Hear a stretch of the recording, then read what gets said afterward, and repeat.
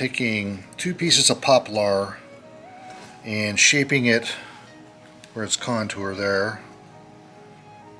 And then you see it split in half. And I'm going to have to shave it down on either side to get it to the proper width. It may go a little thicker since my hands are bigger.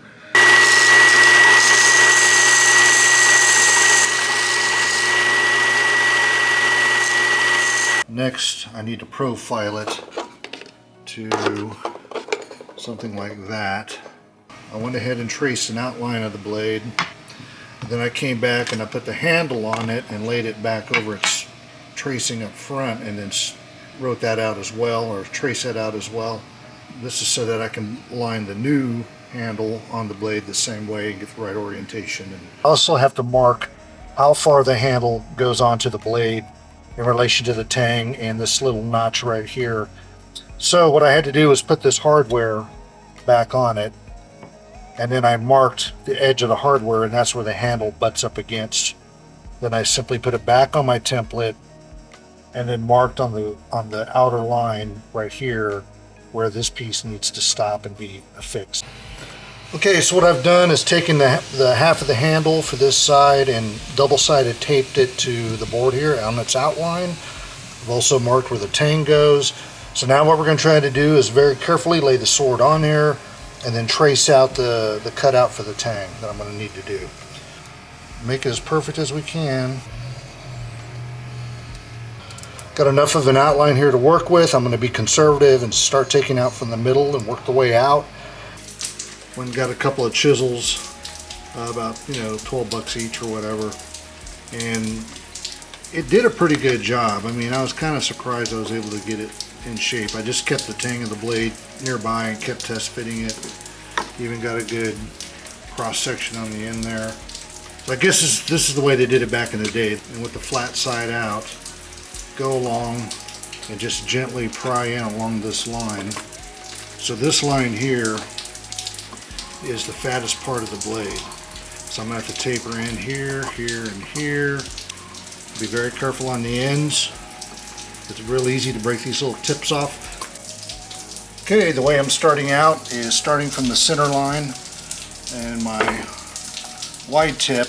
I'm going to start doing the profile for the long part of or the wider part of the tang. So just real gently along this line. Make sure you keep your hands out of the way. Nice rainy day.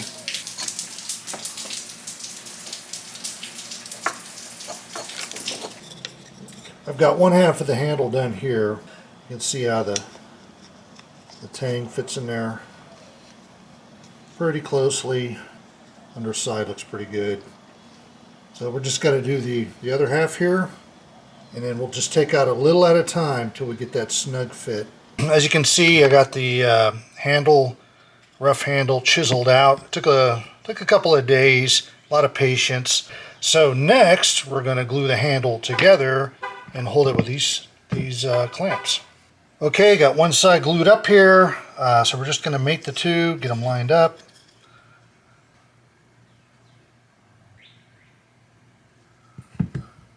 Okay, give it another check. Handle pretty much done. The rough part of it glued together here. It does go on fairly nice, and holes line up just like they're supposed to. So now we're going to move on to final shaping. I'm going to be using the old handle as a point of reference, and then I'm also going to be test fitting my hardware as I go. So hopefully between all three of these I can get this done without butchering it too bad. Made a few passes. You can see it's already starting to get a nice little profile to it. What I'm doing is I'm just, as the belt goes down, I'm just slowly moving it at an angle and flipping it over, doing it again, flip it to the other side, do it again, just a little bit at a time.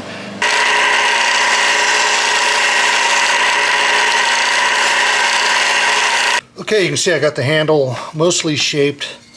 I just made little passes with the sander, the belt sander there, until it was close. This part here is already fitting. So, and I want some space in between the wood and this piece here because I'm going to have another covering on here. You'll see what that is later. It's also going to make this incredibly strong. Looking pretty good geometrically. Seems to be the right shape to go along with the blade, and it matches the original very nicely. Okay, next up we're going to go ahead and cover our handle with another layer of material. I'm going to use 2-part epoxy and carbon fiber. Told you this is going to be a restomod. So we'll see how it looks. Might be cool, might suck, I don't know. I may get different colored hardware for it.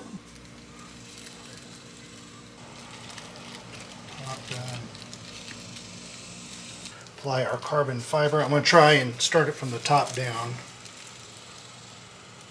There we go.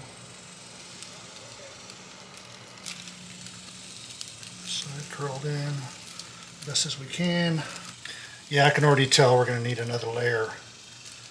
Some of this is spreading out a little, exposed wood. Okay, there it is after the first application. I know it's going to be a little janky looking, but it's going to get 3 layers, so that should cover everything up pretty good. So this will be the second coat. It's going a little better. And then what I'm going to have to do is cut all this, trim it, and then one more layer coming back over. Okay, as you can see, I got the third cover or graphite wrapping on this handle with the resin. So we're going to use this sander to clean up these rough edges and kind of get it back into shape a little bit before final polish down.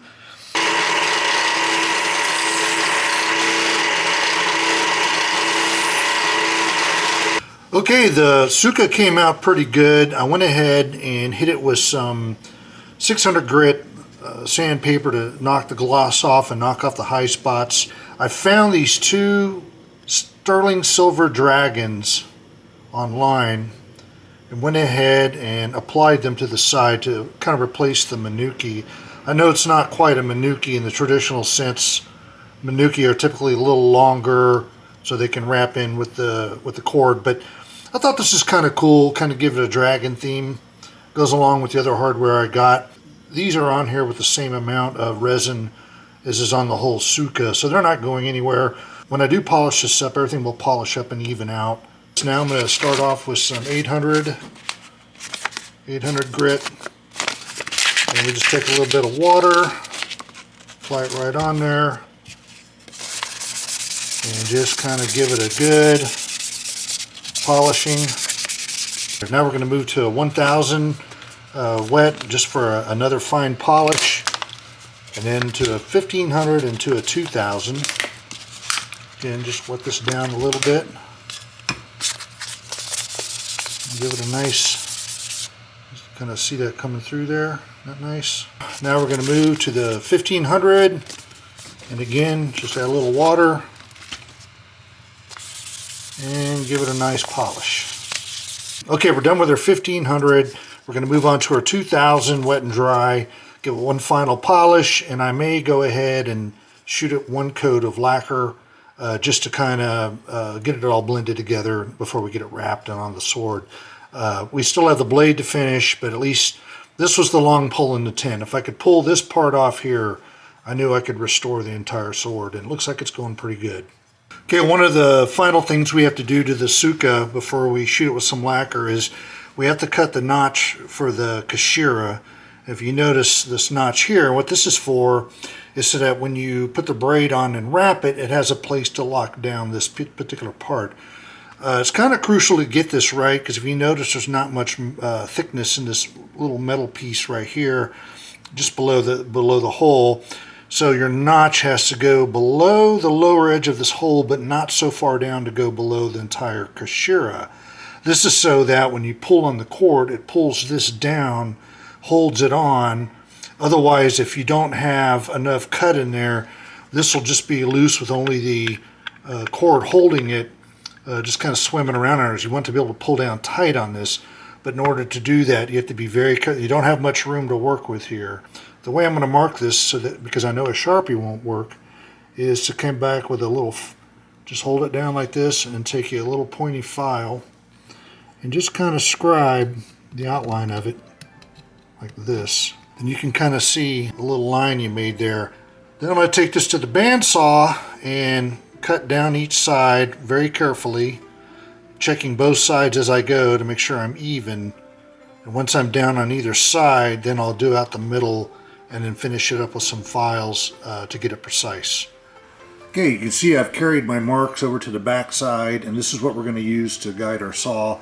I want to leave a little material left to do the rest with a file so I can get more precise with it. But the bandsaw will give us the basic notch, and what we're going to do is come down, cut each side, make sure we're even on our lines, and then kind of cut a few cuts in the middle so I can break that out.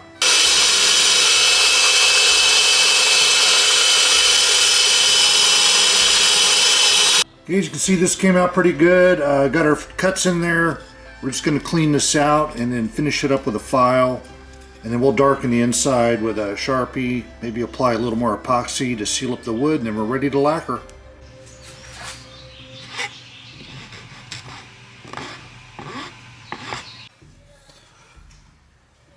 Okay, the notch for our Kashira came out pretty good. As you can see here, it fits and lines up perfectly.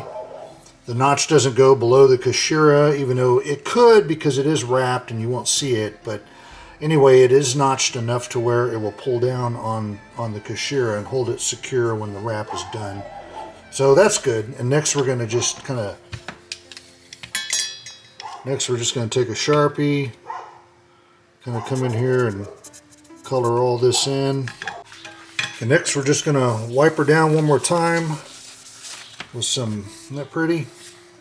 Okay, our Tsuka is pretty much done. A couple more coats of lacquer, a little polish, and that'll be it. The Manuki blended in nicely. My notch came out pretty good. And I think we're going to be ready to assemble this sword once the blade is done and the hardware is finished.